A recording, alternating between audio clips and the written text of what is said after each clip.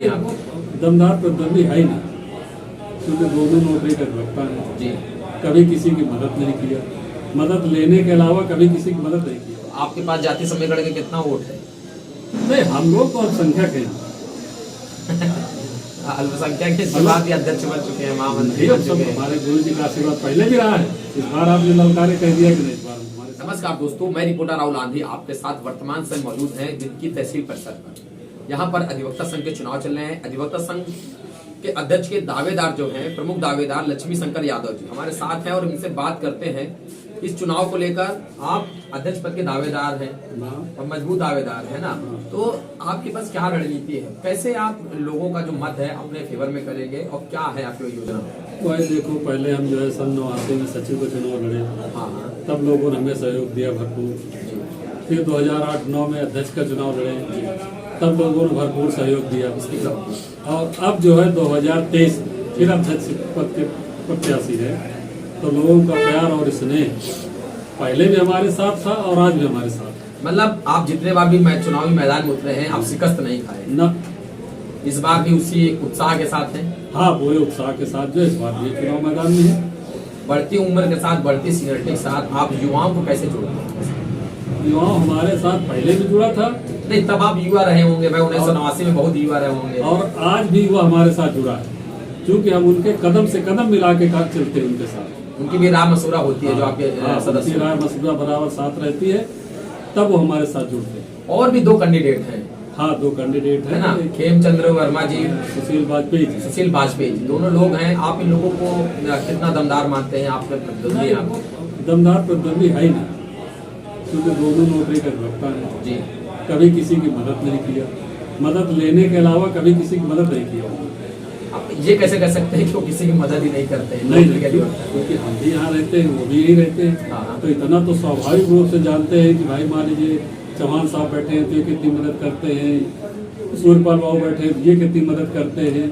तो ये तो सब लोग जानते हैं कौन कितनी मदद कर सकता है, कौन किसके साथ जाता है अधिकारियों के पास बात करने के लिए, उनकी बात, उनकी समस्या को रखने के लिए, दमदारी से समस्या को रखने के लिए। तो ये लोग तो कभी नहीं गए किसी अधिकारी के पास। तो 2008 में जब आपका अध्यक्ष कार्यकाल था, तो आपका पूरे अधिवक्ता संघ के लिए, अधिवक्ताओं के हित के लिए कोई एक कार्य बताइए जो आपने, जिनकी सबसे ज्यादा जरूरत रही हो और आपने वो काम करवाया हो। नहीं, उस समय तो अधिवक्ताओं सबसे जरूरत थी मुंसिफ को। हाँ। और हम लोगों ने बहुत लंबी लड़ाई लड़ी है। तब उसके बाद लड़ते लड़ते आज जो है मुंसिफ कोर्ट की स्थापना यहाँ ग्राम न्यायालय की होगी। और अब अगली लड़ाई जो है वो यहाँ मुंसिफ कोर्ट की और एक एडीजे की ये लड़ाई होगी कि वो बिदकी में स्थापित किया जाए। अभी मुंसिफ कोर्ट के लिए जमीन भी एक्वायर की गई है। हाँ, मुंसिफ कोर्ट के लिए कलपुर स्टेशन के पास जमीन एक्वायर की गई है और सरकार के पास इस समय बजट नहीं है। जो भी बजट आ जाएगा तो वहाँ मुंसिफ कोर्ट बनेगी, एडिशनल जो है जज बैठेंगे और तमाम वहाँ जो है जेल भी बनेगी छोटी सी, और तमाम कर्मचारियों को रहने के लिए भी व्यवस्था बनेगी। सारा प्रस्ताव लिख करके सरकार को चला गया है हाई कोर्ट के माध्यम से। फिर भी देखा जाए तो आज प्रॉपर रूप से कोई विशेष व्यवस्था नहीं है, चाहे वो पेयजल की व्यवस्था हो, चाहे वो शौचालय की व्यवस्था हो, वही सफाई व्यवस्था की बात। तो चूंकि दोनों चीजें यहाँ मिश्रण है, आबादी भी और अधिवक्ता भी, तो अधिवक्ता इतनी सफाई करवाते हैं लेकिन उसमें लिख भी दिया जाता है कि यहाँ थूकना मना है, लेकिन वो जानबूझ के जो है उसी बाथरूम में थूक देते हैं।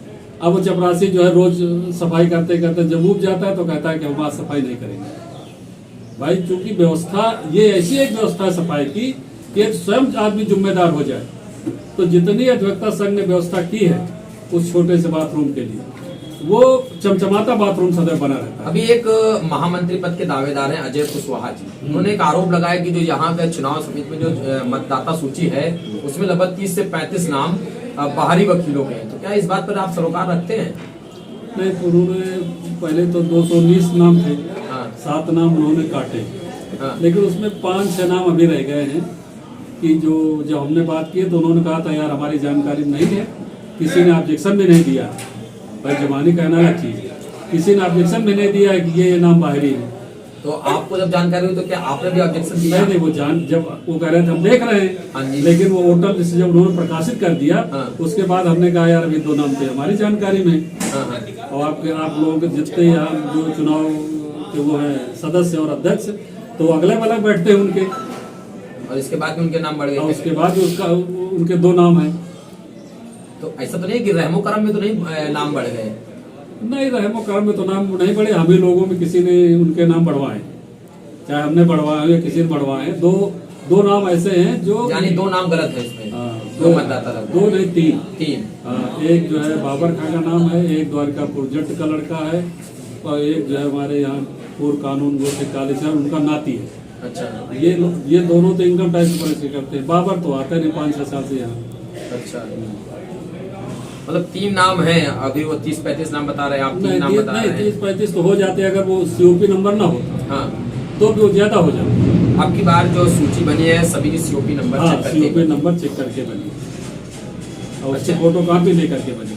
अच्छा, इस बार चुनाव जो समिति है, चुनाव आयोग की, जो उन्होंने कहा है कि अभी बार अगर किसी ने आचार संहिता का उल्लंघन किया, हाँ, तो अगर 19 तारीख की रात तक भी या सुबह तक 20 तारीख की सुबह तक भी चुनाव मतदान से पहले कोई साक्ष्यों के साथ अगर कुछ देता है आचार उल्लंघन संहिता का उल्लंघन करते हुए, तो उस पर उसको अब की बार खारिज कर दिया जाएगा, उसको हाँ, मतलब चुनाव नहीं उसकी जो लड़ना। है मतलब प्रत्याशा जो है निरस्त कर दी जाएगी। हाँ, ये बात उन्होंने कही है।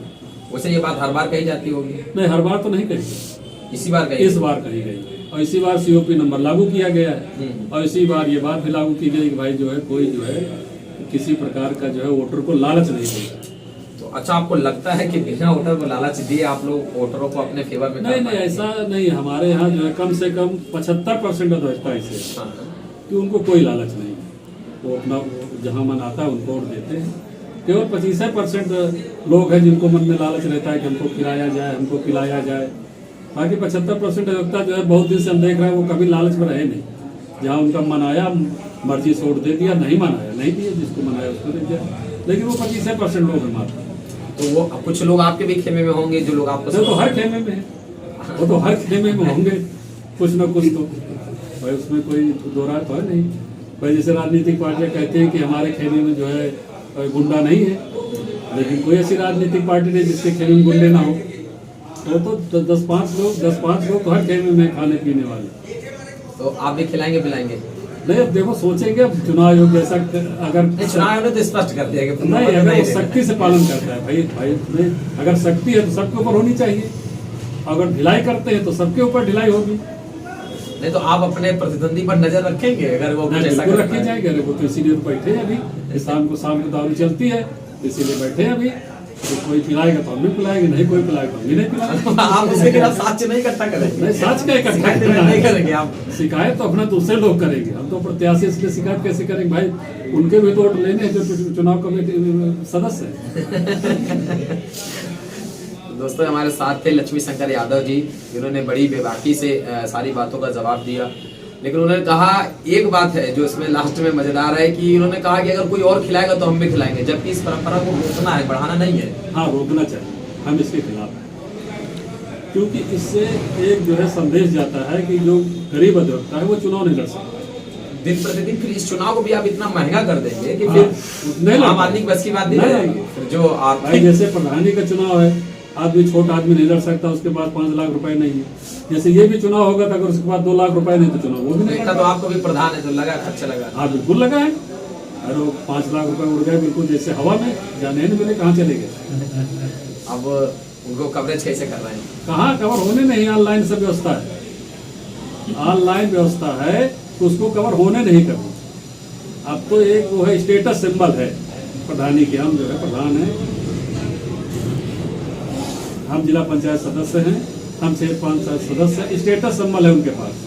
बाकी जो रकम लगती है वो नहीं निकाल सकते। दोस्तों, इनके बेटे भी प्रधान है, ये भी पहले अध्यक्ष रह चुके हैं इसी अधिवक्ता संघ के। इस बार फिर से चुनावी मैदान, हालांकि इन्होंने 2 चुनाव लड़े, दोनों में इन्होंने अपनी विजय घोषित कराई। और इनके जो साथ के लोग हैं निश्चित रूप से अच्छे से लगते होंगे, यही कारण है कि ये चुनाव दोनों बार जीते। अब तीसरी बार मैदान में देखते हैं 20 मार्च के दिन क्या आता है, क्या रिजल्ट आता है। और आपका लगभग कितने प्रतिशत, 212 मत है मान लीजिए वो पढ़ते हैं, तो कितने वोटों पर आपकी सबसे ज्यादा मजबूत पकड़ है? 90 वोटों। 90 वोटों। जीत के लिए कितने चाहिए तो?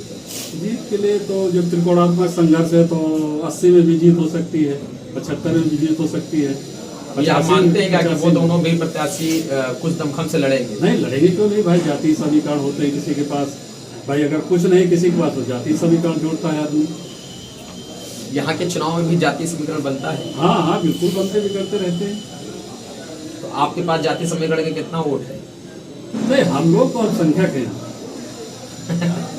अल्पसंख्यक के इसके बाद भी अध्यक्ष बन चुके हैं, महामंत्री नहीं अब बन सब चुके हैं। हमारे गुरु जी का आशीर्वाद पहले भी रहा है, इस बार आपने ललकारे कह दिया कि नहीं इस बार हमारे साथ है तो फिर आगे लड़ाएंगे। ये गुरु जी अपना श्री रामचंद्र सिंह चौहान जी को बता रहे हैं और इन्होंने बता रहे कि 2 बार इनका सहयोग मिल चुका है, तीसरी बार फिर से है।